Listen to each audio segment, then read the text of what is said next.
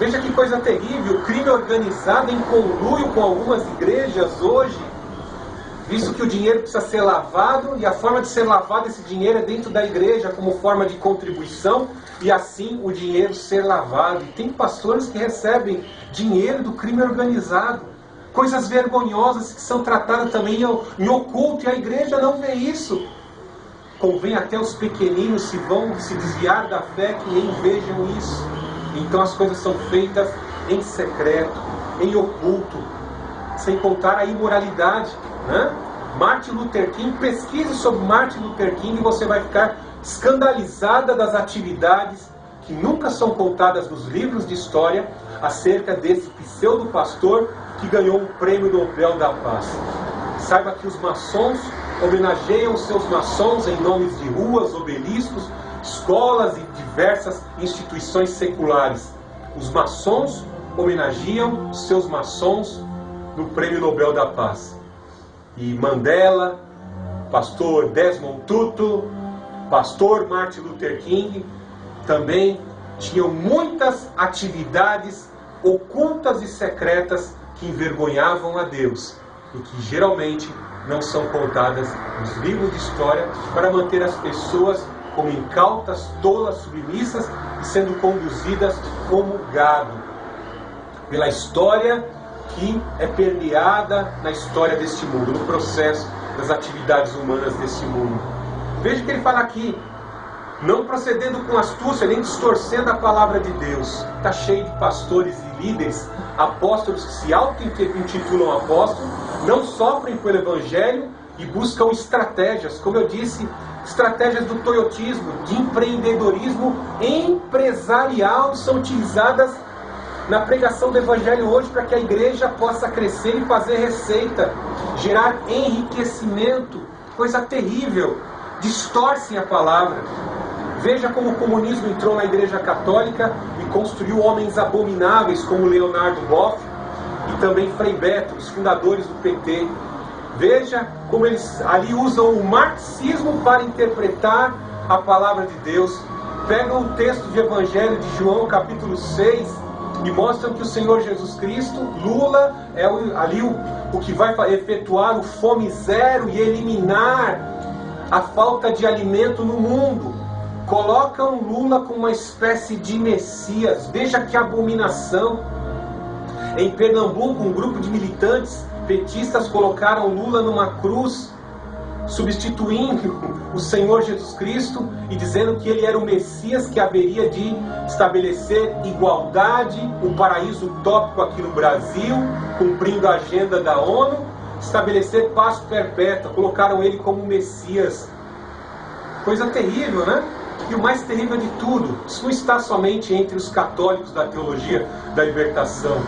Pastor Ariovaldo Ramos, Ed Renekvitz, essa turma, essa patota de pastores comunistas do Missão na Íntegra, distorcem a palavra de Deus com essas políticas ideológicas igualitárias, que vem tudo prontinha do coração de Lúcifer lá na ONU.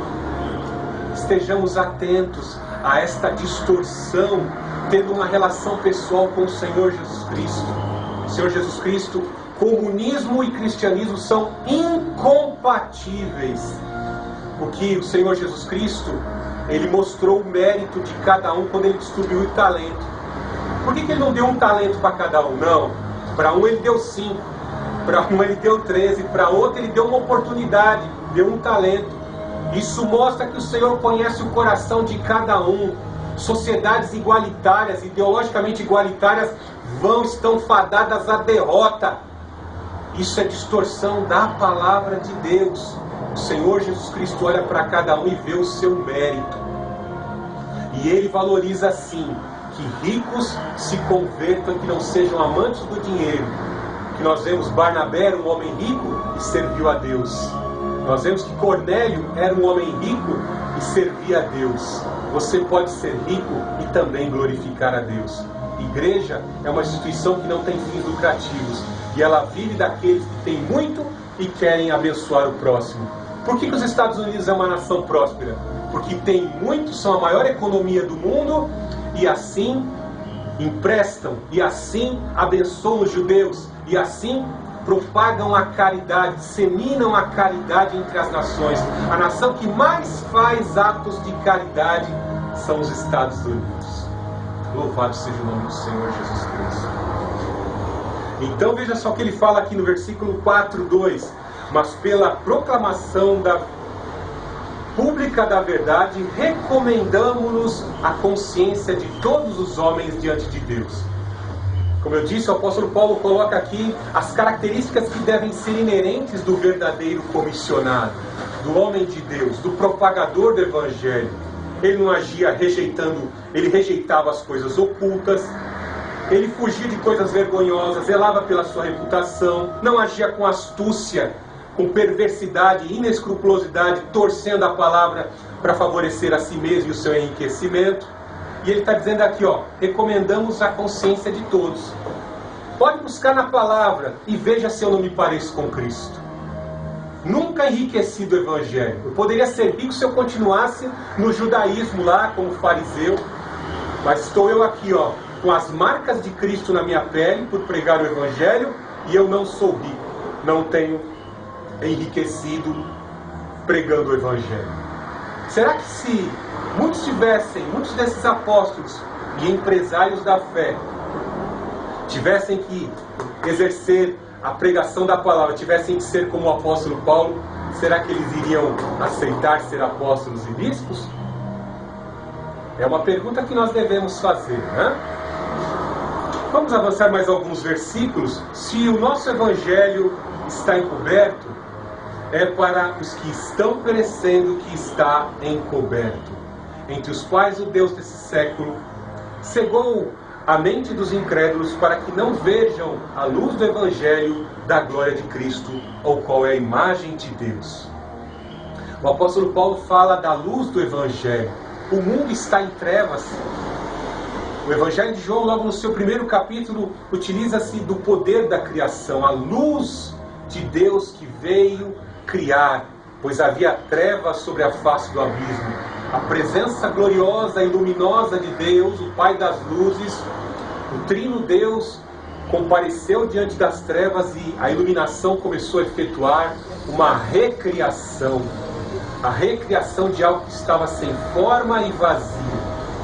As trevas e tudo aquilo que existe nas trevas muitas vezes podem descaracterizar você, tornar você um dependente químico, tornar você um viciado, tornar você por dentro uma pessoa com enfermidades, a cirrose, DSTs, doenças sexualmente transmissíveis, distúrbios mentais e psíquicos, ressentimentos, palavras que magoaram e afetaram, descaracterizaram você, marcas na pele, infiltração da cultura mundana que insiste para que você coloque piercings, tatuagens, marcas na sua pele e comece a desconfigurar você, descaracterizar você.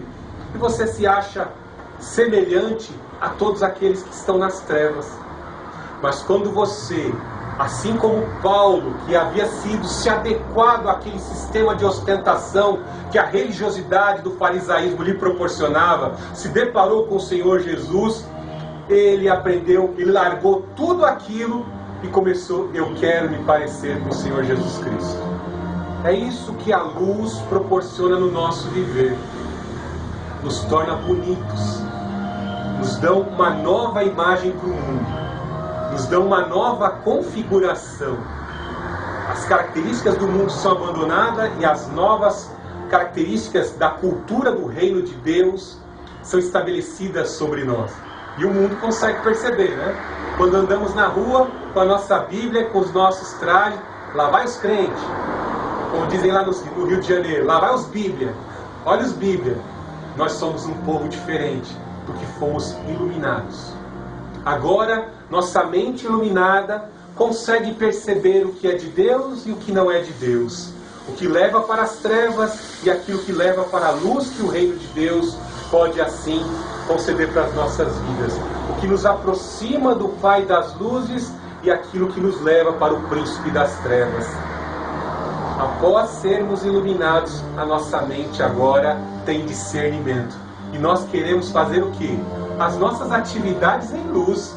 tenta fazer uma tarefa num local onde está escuro. Às vezes, sem os óculos, não conseguimos fazer determinada tarefa, mas onde tem muita luz e a luz de Cristo, aquela tarefa vai ser bem feita. Bem assim, o nosso viver, se estiver bem iluminado, nós vamos andar em luz e estaremos para sempre com a luz perpétua, que é o Deus Altíssimo. Portanto, andemos na luz como Ele é luz. O Senhor Deus é luz. No próximo domingo eu vou dar continuidade a esta palavra. O Senhor Deus tem me revelado tantas coisas aqui, eu não conseguiria chegar em menos de 2 horas até o projeto de mensagem que eu fiz para este domingo. Então no próximo domingo eu vou dar continuidade como segunda parte deste texto da segunda carta de Paulo aos Coríntios, capítulo 4. Nós vamos novamente adentrar a este texto e falar sobre apostolado, iluminação, valores que a iluminação do Senhor Jesus Cristo proporciona no nosso viver. Oremos ao Senhor neste momento. Deus Altíssimo, Deus de amor, Deus de poder, louvado seja o Teu nome, porque recebemos a Tua iluminação e a Tua palavra nos enche da Tua sabedoria. Obrigado por esta experiência, Senhor, recebendo aqui na minha consciência, na minha vida, a Tua presença. Senhor Jesus Cristo, eu Te clamo. Abençoe a remanescente cristã Filadélfia. Abençoe aqueles que nos assistem pelo YouTube. Esteja iluminando com o poder do Teu Evangelho, nas opções que vão ter que fazer na semana, nas atitudes que vão ter que tomar. Esteja agindo, interferindo, influenciando, guiando os mais fracos, capacitando, em nome do Senhor Jesus, que as forças das trevas, as criaturas das trevas, as criaturas abomináveis sejam afugentadas agora, pela luz e o fogo do Santo Espírito, em nome do Senhor Jesus Cristo. Ó Senhor, abençoe, eu te peço, em nome do Senhor Jesus Cristo, os parceiros da remanescente cristã Filadélfia. Visita, Pai Santo, a Vandete, visita o Arnaldo, visita o Elton, Pai Santo, visita a Tânia, visita a Meriarde, Senhor Jesus Cristo, visita o Leonardo, visita, Pai Santo, os nossos alunos do ITF. Em nome do Senhor Jesus Cristo eu te peço, Pai, que recebam da presença do Teu Espírito neste momento. E assim a remanescente cristã Filadélfia te louva, te exalta, te engrandece. Louvado seja, ó Deus Altíssimo, louvado seja, ó Senhor Jesus, louvado seja, ó Santo Espírito. Visita, Pai Santo, os missionários e aqueles que levam a propagação do Teu Evangelho, em nome do Senhor Jesus. Nós te glorificamos e exaltamos. Glórias ao Pai, ao Filho e ao Santo Espírito. Amém. Não perca na próxima quarta-feira, às 14 horas, mais um culto de adoração e intercessão. Venha adorar, venha clamar, venha orar, venha interceder conosco aqui na Remanescente Cristã Filadélfia. Quarta-feira, às 14 horas. Amém? Receba a bênção apostólica nesse momento. Que o amor do Deus Altíssimo, a graça do Senhor Jesus Cristo e a doce consolação do Santo Espírito seja com a remanescente cristã Filadélfia até a vinda gloriosa do Todo-Poderoso, nosso Senhor e Salvador Jesus Cristo. Deus abençoe a todos. Vão na paz do Senhor Jesus. Até quarta-feira às 14 horas.